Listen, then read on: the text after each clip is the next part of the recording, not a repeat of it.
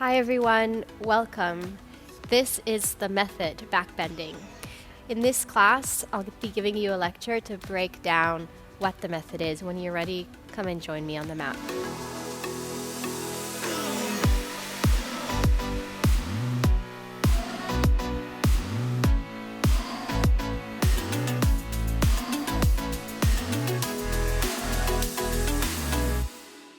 Hi everyone, welcome. Backbending is a very multifaceted, can be kind of an emotional subject for some, confusing for most.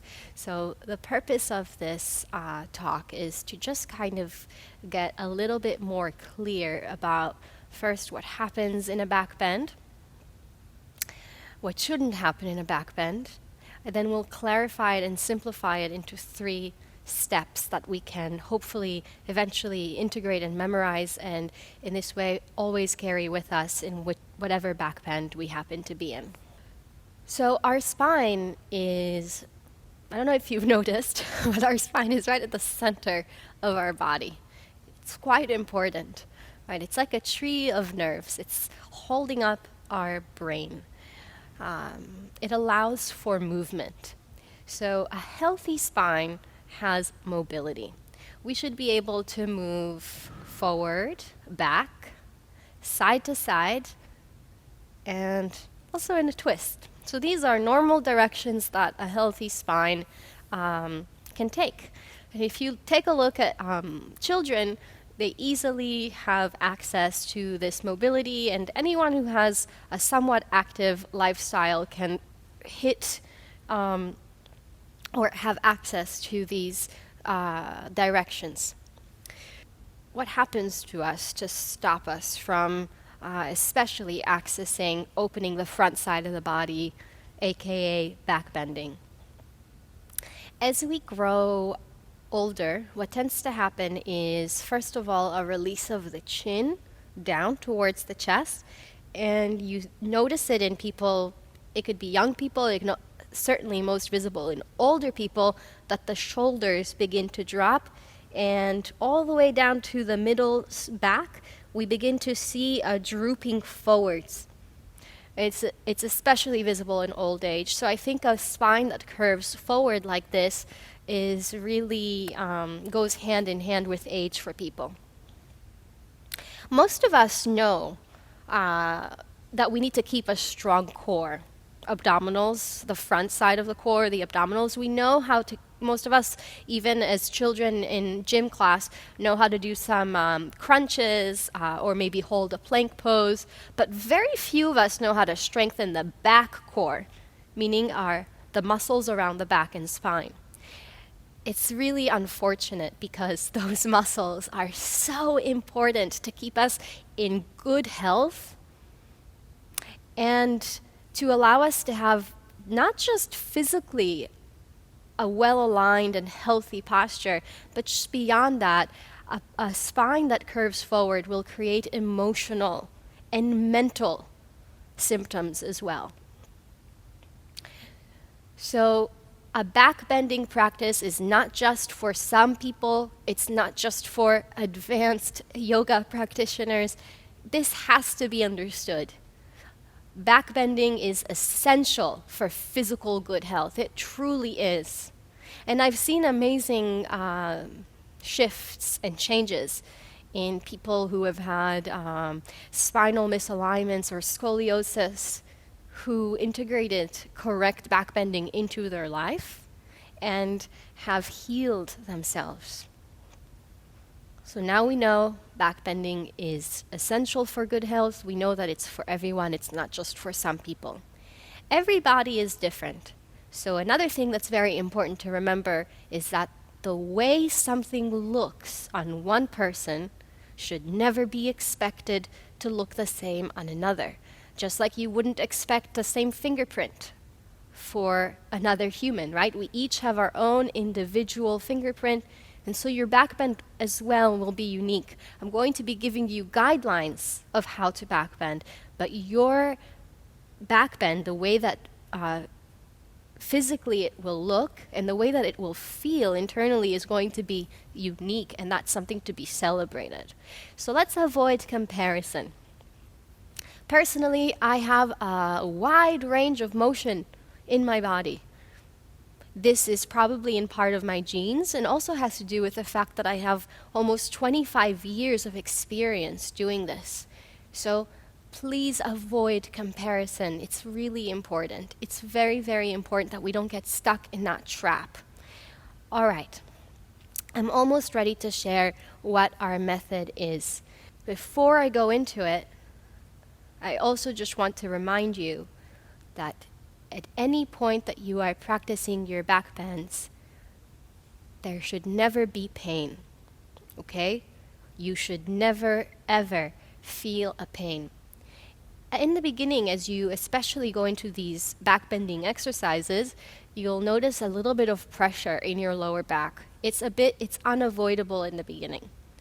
Because our lower back is naturally already in an arch, and we tend to take the weight into our pelvis and hips and lower back. It will take time for you to integrate the knowledge of taking the compression into the middle and upper back. It will take time.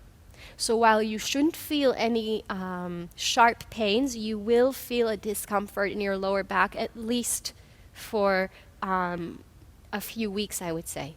And so you have to learn to pace yourself and to go slowly and to take good care of yourself and not to repeat these exercises too much every day. So do this plan mindfully, intelligently. Be sure to be very warm when you come into these exercises. Okay, here we have our method. The backbending method is this. Step one, when you're coming into your backbend, you must observe. So our first step is to become an observer. This requires honesty, and we take the place of a witness. It separates us from any sort of sensation or mood or feeling, because moods and feelings are fine, natural, but we don't want to identify with them too much because they change. So you want to take the position of something that is a little bit less constantly moving and changing. You want to take the seat of the observer. You want to take the seat of your wiser self. This is where we're looking down into our practice. Step number one, observe. Step number two is going to be initiating your movement from the top to the bottom. Okay, so I'm going to imagine that our spine begins at the top of the head. I want you to include your head as a part of the spine. So the vertebrae along the back of the neck, they're small vertebrae, and most of us have a lot of fear when it comes to releasing the head back. I'm going to ask you to constantly do this, to release the head back and to stretch the front side of your throat.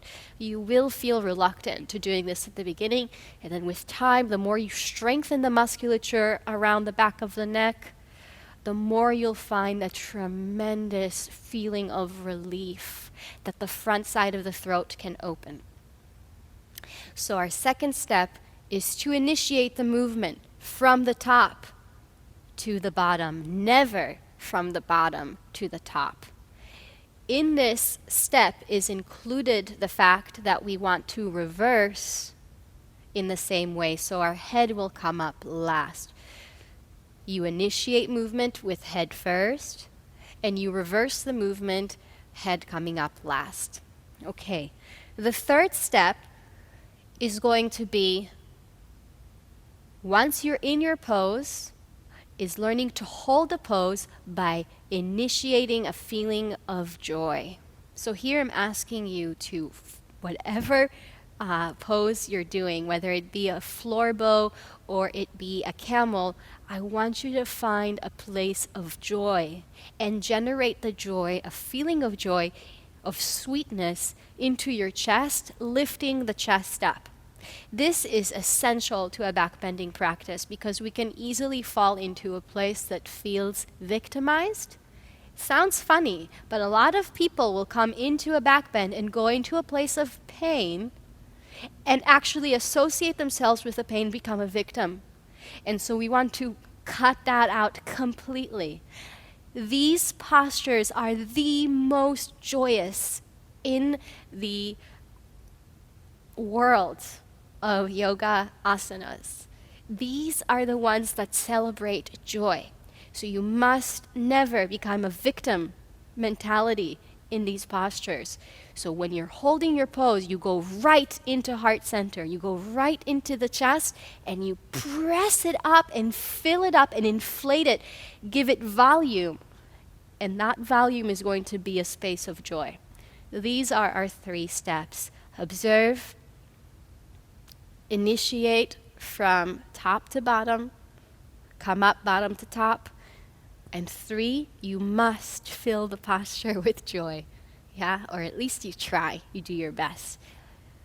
This is our method. Thank you for watching, and I'm so excited to be going on this journey with you. Thank you. Namaste.